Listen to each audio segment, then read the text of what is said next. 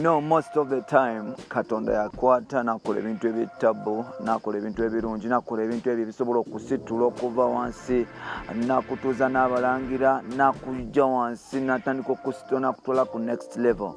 Nga bwe mulaba Edlisa Musuuza Kenzo nti asobola okuba nti akwata okuva mu ghetto boy okuva ku streets ze Kampala. Jukira musajja ono yazaalibwa ennaku z'omwezi zaali 25 omwezi gwa December, that is 1989, wali mu kibuga Masaka. Natandika mpola okutandika music career mpola mpola, n'abikuba byonna. Yava ku street n'akuba Stamina, n'asooka ayimbira Museveni mu 2011, ne bamusuubiza okukwata president ekyali kyangu. Now n'avaawo n'afuna the BET award, yasookera ddala mu East Africa, Uganda, n'agikwata n'agiteeka ku Uganda Museum. Yadde engeri byonna abikoze, Kenzo tanaba kuba nti assa mukono kuba nti akola ebintu by'ettabu. Right about now yatadde oluyimba olukyasinza okuba nti luzinisa abato n'abakulu. Oluyimba luno baluyita Sango Mpola Mpola. Nzikiriza nkwanirize, tukwaniriza ku mukutu gwaffe omuganzi okumanyikiddwa nga Uganda Mukamuli amanya n'eddoboozi bamutantambi Jimson namano Rich Boy Maksudi Junior. Wabula kuba nti otambula nange, wabula kuba nti subscribe, wabula kuba nti otwagala nnyo ebiseera ebisinga, tukwagala nnyo naawe atuwuliriza nti in that tetusobola kubeerawo gwe otale. Now musajja mukulu amanyikiddwa nga Kenzo Edlisa Musuuza yagenze mu maaso n'okulaga ensi nti musajja ono akyali wa ttabu ddala. We yagenze mu maaso n'okuba nti alaga bu clips obw'enjawulo ng'abantu omukadde n'omuto agezako okuba nti azinira ku luyimba. Omanyi bwe tuwogera okuzina mutandika okulowooza ebyo ebintu eby'ekisirusiru byammwe, naye ngamba okuzina azinya okubiibya oba dancing. Yes. Yes ddala. Oluyimba luno lwasooka kukwata mu America, lwasooka ne lutambula mu America eyo, era nga Mathamukisa yatandika okukwata nonyezi b'abantu ab'enjawulo. Oluyimba luno balukola n'omuwala omupya bamuyita Mathamukisa mpola mpola, kola n'abasajja bato abamanyikiddwa nga Black Magic Records mpola mpola, abali bamanaginga John Black. Now musajja mukulu amanyikiddwa nga Musuuza yakitadde oluyimba lwe wabadde omukolo somewhere nga pate eriko abantu ab'enjawulo ne bakuba akayimba akamanyikiddwa nga Sango.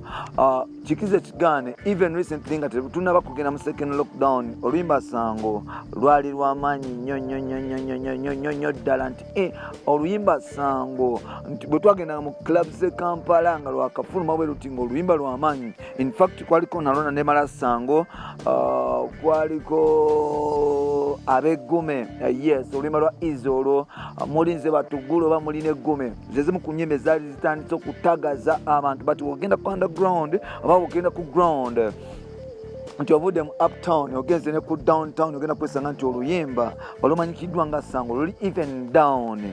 Ogenda kwesanga nti oluyimba luno ng'ogyeko nalona ne malo lwa Palaso, oluyimba Sango zezimu ku ezo ezigenda mu maaso n'okubira nti zidigiza Bannayuganda. Now apparently butunulira oluyimba nti nnyimba kyasinza okuba nti zitrendinga mu Uganda, tosobola kululinga oluyimba lwa Kenzo olwo-Sango, oluyimba lwa Kenzo olulala baluyita Weekend, ate nga butunulira pesa abantu nga bebevugawo waliwo awo Shiba Boy Fire lutambula mpolampola, naye nga tena luna nemalajja.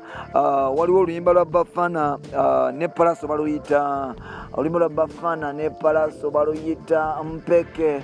Tebutunulira ne Palaso yatadde singa empya bagiyita Kkiriza, nti Kenzo ya climbing position number 1. Bw'otunulira nti abayimbi be Uganda basinga bebe kuli yatadde make a wish song terina amakulu yadde, oluyimba terunyuma terutambula, habiba machi balukuba nnyo ku TV.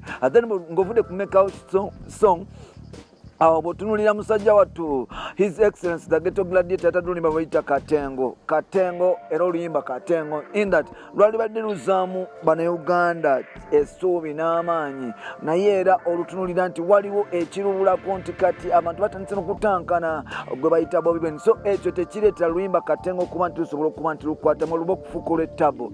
Now otunulira nti Kkiriza Palaso ali mu kupushinga, Kenzo alina oluyimba baluyita Weekend, zezimu ku nnyimba kyasinza okutrendinga muganda wange.